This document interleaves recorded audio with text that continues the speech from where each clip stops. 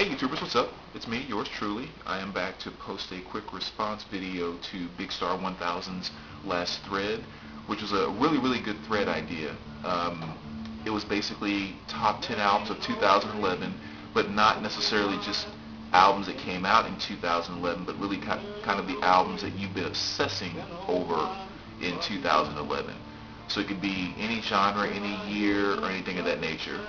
So thanks Bigstar for posting that, 'cause that's a really good thread question, especially for me, because I haven't been replying to a lot, or posting videos I should say, in response to a lot of the top albums of 2011, because 2011 just wasn't really a very exciting year for me musically. And actually the last few years have kind of been like that. And I think the reason why is, obviously we all experience music differently. I mean, it's all subjective. And so kind of from my perspective, what I've sensed going on in music is that there's always something popular that's kind of coming about. It's kind of like back in the mid 80s, mid to late 80s, you couldn't turn on anything or open any magazine that had anything to do with music without seeing four guys with makeup plastered all over their faces, and the whole glam metal or glam rock thing and all of that. It was kind of like that was everywhere. And then of course it faded out, and then grunge kind of came into play, kind of on and on. Well, now what I really sense is that kind of the indie rock and what I label as the softer alternative rock is really what's kind of dominating a lot of things in music right now. There's always other metal bands that are coming out. There's always new jazz groups, and on and on and on. But it's just kind of like when you look at most of your magazines, your TV, and just the new things that are consistently popping on the shelf. Lately it's been a lot of the indie rock type stuff and college rock type stuff. Your Bon Ivers and stuff like that, Fleet Foxes and all of that, which are groups that I love. But that's just not a genre that brings as much excitement to me as some other genres do. So it just seems like in 2011 there was so much more of that type of stuff out there than really what I was looking for, which is more so I really wanted to expand my jazz collection and really kind of more things with a traditional metal sound is kind of what I was craving this year, and there just didn't seem to be a ton of that there, so it just wasn't as exciting a year for me. So anyway, I'm getting way off topic here, but that's why I was kind of excited about Bigstar's thread, because it kind of allowed me to jump in and share with you what I was obsessing with. So I think I have 11 here. I might have cheated, but one thing I want to show that may not necessarily be records that I'm obsessing with, but it's something that I've been obsessing with, I should say, to the same degree as my vinyl collection, and it is this right here, which is my complete series of the Nip Tuck. I don't know if you guys are familiar with this or not, but this is basically it was a drama on FX, and this is season 1 through 6. There was only 6 seasons, and I have not and cannot stop watching these things. I'm not obsessed with DVDs, but with this particular set, I'm obsessed with this at the same level that I am with my vinyl collection. I absolutely love this show, and over the past year, I probably watched this entire series through at least 5 times, maybe 6, but at least 5. Where I started season 1, watch all 5 discs, season 2 all 5 discs, season 3 all 6 discs, and just on and on and on. I think right now I'm on the last disc on season 3, about to start season 4. I just cannot stop watching this. So this has been one of my huge obsessions, to the same degree as listening to music over this past year. And for any of you that haven't seen that before, make sure you check it out. It's just it's the ultimate soap opera for men. That's probably the best way to put it. But if I could ever get the opportunity to get those signed or meet any of those cast members, it would be on the same level of me getting my Master of Puppets Metallica collection signed by Metallica. It would literally be on that same level. That's how much I obsessed with that show and everything about it. So anyway, that's not really an album, so I'll move on, but it's definitely been an obsession for me. First album I'll go with is Cashier, which is what's playing in the background. And this is definitely an album that I've been obsessing with a little bit ever since I saw that little documentary slash video of the guy who, I don't know exactly what it's called over there, but it's where he had people that did all those paintings and everything and kind of, did that artwork. He put it together to make one long video out of it. First time I saw that and heard this song, it just sucked me right in, and I haven't been able to get enough of it since. So this is, what's it called? American 6, Ain't No Grave by Cash. And the thing I like most about Cash is the same thing I like about an artist like, who'd be another good, like Seal is a good example. There's some artists that just do things extremely well. Seal can make you feel things in a way that I think no other artist can on a consistent basis. His music is just so emotionally loaded, if you will.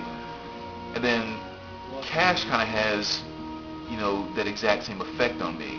Whenever he starts singing about or talking about death, the world beyond, moving on, death coming for you, all that type of stuff, it just completely freaks me out and gives me the chills, because it's just, he does it in a way that nobody else can do it.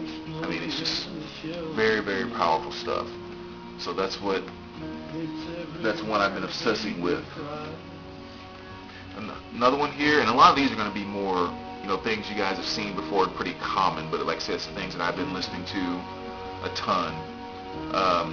Roxy Music, Avalon.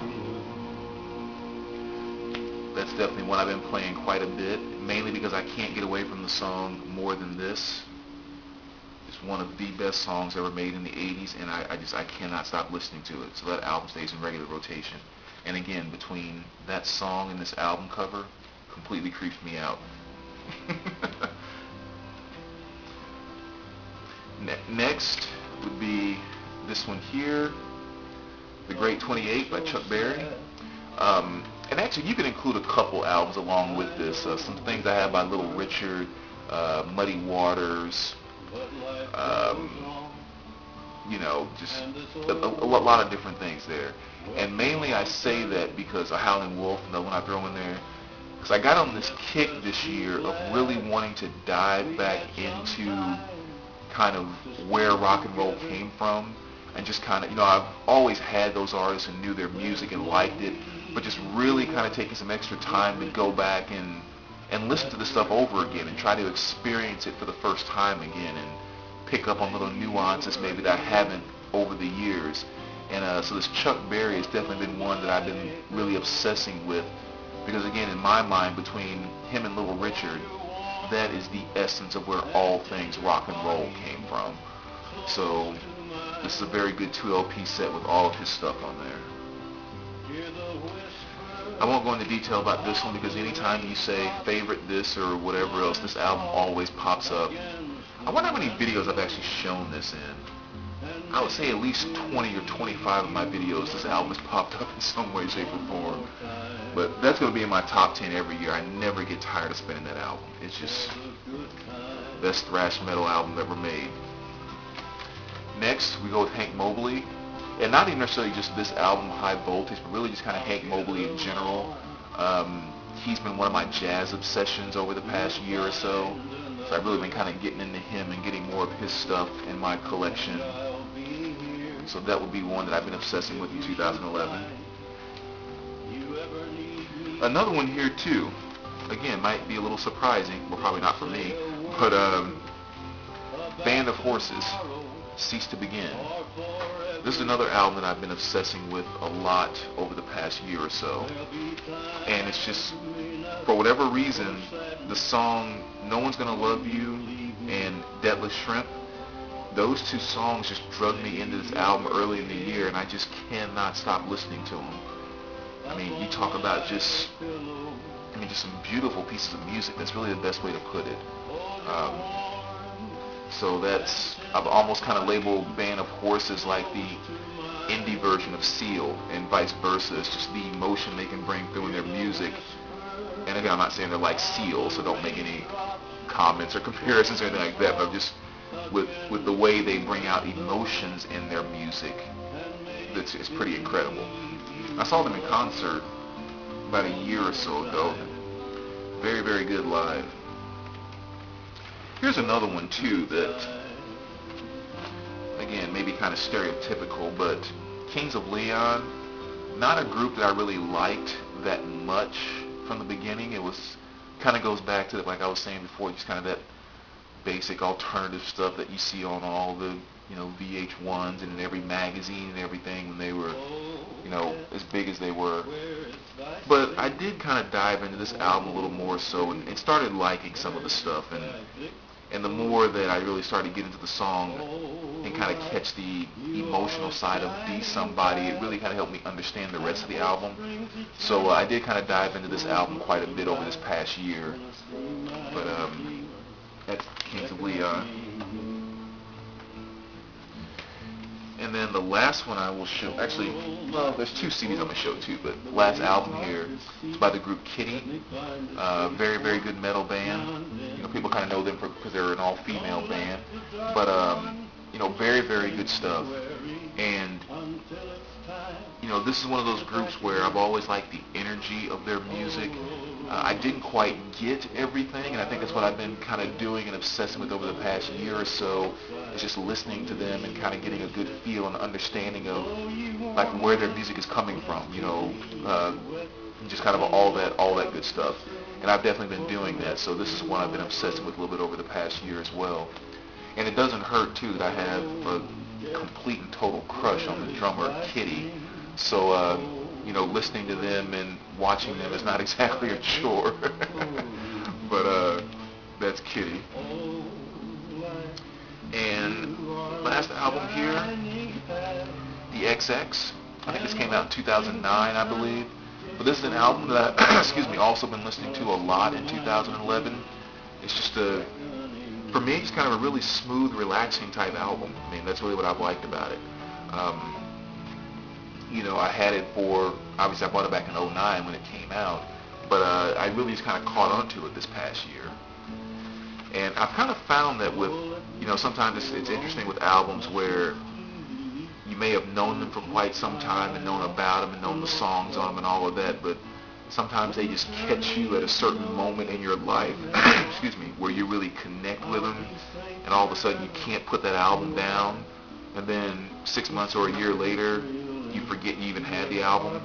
That happens sometimes. And this is one of those albums that I've kind of caught on to that I can't put it down type mode. So that's one I've been obsessing with in 2011.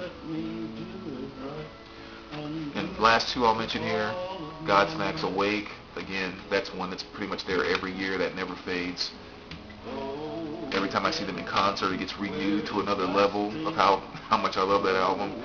And then this is one too that I was really happy with. This came out I think in actually 2010. Yeah, 2010. But this is Accept, their newest album, Blood of the Nations. I know they did also put it on vinyl too, but I think it was in limited numbers, or it's like only overseas or something like that, so they're kind of expensive. So I just picked up the CD here. But nice little trifold, little booklet out here on the side. But this is definitely one that I've been obsessing with over the past year, because it's one of the few albums that I really feel kind of had the traditional metal feel that I was looking for this past year. And Accept definitely kind of went back to basics on this. And even on my, like for example, my car, my metal playlist, the song Shades of Death is the first song on that playlist. So that's definitely been one I've been obsessing about quite a bit as well. So again, a lot of kind of traditional, straightforward stuff there, but those are the albums that I've been playing the most in 2011. Again, just wasn't quite as excited about a lot of the stuff over the past year or two. And don't get me wrong, like I said, when I look at my collection over here, the National's High Violet and, Mogwai and I don't know, a lot of different, Bon Iver and a few others. There's a lot of different things that have come out over the past couple of years that have been very, very good albums. But again, it's just hasn't been exciting me. Deer Hoop's another one I'm thinking about, but it hasn't quite been exciting me with the way that I would like. So these past couple of years have been a little bit of a bummer for me in that regard. But anyway, there's my selections. Hope you guys enjoy it. And again, I want to stress, if you have not seen this before, make sure you go check out this Nip Tuck. You will love every minute of it. One of the freakiest shows to ever come on cable television. All right, take care, guys. I'll talk to you soon.